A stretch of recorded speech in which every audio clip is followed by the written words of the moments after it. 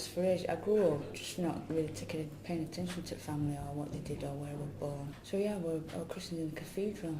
And during the course of my travels, people said, well, that's a sign of privilege. And I thought, she must have known what sort of life I was going to have, because she just presented me with this knife that she'd made out of an hacksaw blade at work.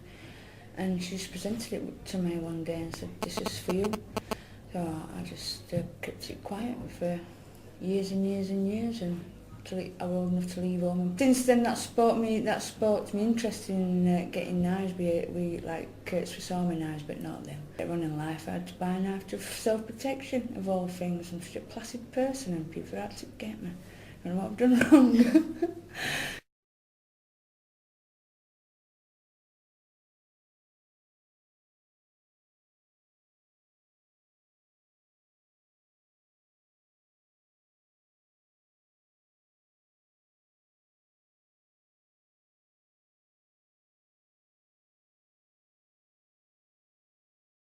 I got into a bit of a rut, and I kind of was becoming homeless, so I didn't have a lot of choice but to go crying to my mum and for her to let me come home, so I really didn't know where to go.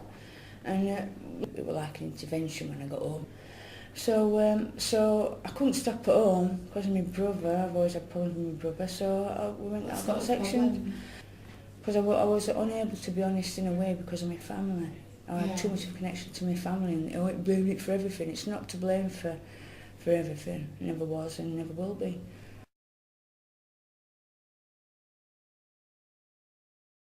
My mental health status as it stands, and because I'm down as a drug abuser rather than a drug user and a casualty and someone that can't cope, it affects how I'm treated in general wars, you know, especially from the hospital I go. I've been entitled to my own emotions for a long time. Anger, you know, because it's all a symptom. If you're denied or you're treated a certain way, you get angry. Everybody knows that. So do just imagine what makes you angry. Somebody really taking piss or wasting your time. You're upset, aren't you? I've seen them lose a temper, so I know everybody does it, but when I do, it's a symptom of mental health. Mentally, I don't know how I've survived so well mentally. You know, so she proves that they wanted me to keep me in Victoria Street like I could live a normal life there. It was like hell. No, abandon all hope, you enter here. That's what I used to say to people who visited, you know, because it's an unholy ground. Because at Victoria Street, I say it as a joke, but only way they let me out of Victoria Street is I had to jump out the window. They wouldn't transfer me, so I jumped out the window. Because I did, I had a blackout and ended up wrong side of the window and woke up in hospital. But I can't remember how I got out of the window. I didn't complain, I just thought, because I take things in my stride. I own Firth Park, that's where I was saying about when I was at school. That's where I had my first gang with you. I was saying I'm out with school kids, you know, with gang on the corner. Getting a gym pass, I'm going to make sure they give me a gym pass or a personal trainer so I can get into a bit of going to Ponds Forge again and try and save what's left of my physical health. But misdiagnosed. I never had a proper diagnosis. I was never assessed initially, so I've been misdiagnosed and misprescribed medication for a long time. I've driven to a nervous breakdown initially. On Twide Park, but everywhere I moved to is a new start. If you get dragged down by not old experiences, people I met somebody in hospital, so if it weren't for a good friend of mine and said, take no notice what they're saying there, you're going to be alright, I would have been miserable. I wouldn't have recovered my self-confidence or my personality. You know what I mean? I really wouldn't have if I were that down. What do you want? I'm right busy all the time because I've got ambition. I've got an ambition to do something, not just be a layabout. I want to work for myself. I didn't want to be reliant on a service. I made plans. I've stuck to my plans in what I want to do. I'm running out of physical years to do it. Just my artwork, just being creative, looking after my cats, being nice. You know, I'm a nice person, just drifting about and not troubling anybody and not being troubled. That should be my haven now, my ground floor flat, my garden, nobody troubling me. Because I always like to see sunny days with me. I always like to look back and I like to see Sheffield as sunny because I spend a lot of time with them. I bond with my cats. I don't just have one and let run around crazy. Because you've got to be there if they get into danger. Yeah. When they're hanging off curtains for the first time, they're trying to get into the windowsill for the first time, they're just hanging off curtains. And they're only tiny, so you have to catch them, you can't let them drop. Yeah, your cats are very cute. And then they get big and they're all your shells, and they made a right mess of my flat while I've been in hospital.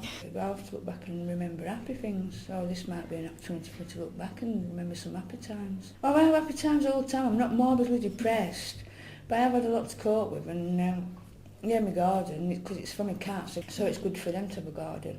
So it worked out best for everybody. So, and I know people on ground floor, and I've made friends with all my new neighbours down there, so it's nice. They're nice. Everybody's a bit private, but yeah, so I made I'd park my home because there's no reason why I shouldn't move to somewhere, decide to make it my new home, and then settle down and get on with it. So there should be nothing troubling me now. I do feel like I'm turning the corner, yeah. I feel like I can see light in the tunnel because it can look pretty black, you know. Yeah. So I want it to be near Sheffield because that's my home, but just on the outskirts. I've unobtainable goals. I set myself little goals, especially when I'm in this situation, small goals, good positive interactions. It's all baby steps to get you, because you can't physically, your hands are tied because you've got that much on your mind. See me, I don't introduce myself as a drug user like alcoholics don't introduce themselves as alcoholics.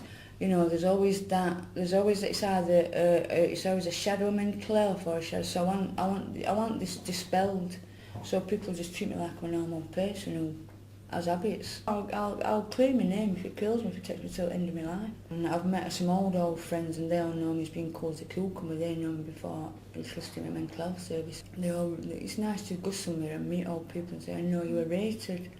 Because I don't expect to be. I don't go around expecting to be rated or praise or acceptance, but they treated me like a regular straight away. So because you're being welcome into the fold, so that's always nice. So it gives you something to work with. We want to have a lot of things to work with, to progress, to think of a future. If it weren't for my friends that I'm seeing now, and yeah, I want to be seen as somebody who just gets on with people and not a casualty, not a victim. People think I'm stupid. I've done stupid things, but aren't we all? Yeah. It means I'm a stupid person, full stop. So this story in Sheffield is going to prove that I'm not much different from how I started out, and I love nature, and this is all the sedation and having to live in the house because you can't go out in the sun takes you away from nature, feeding birds around and just getting more into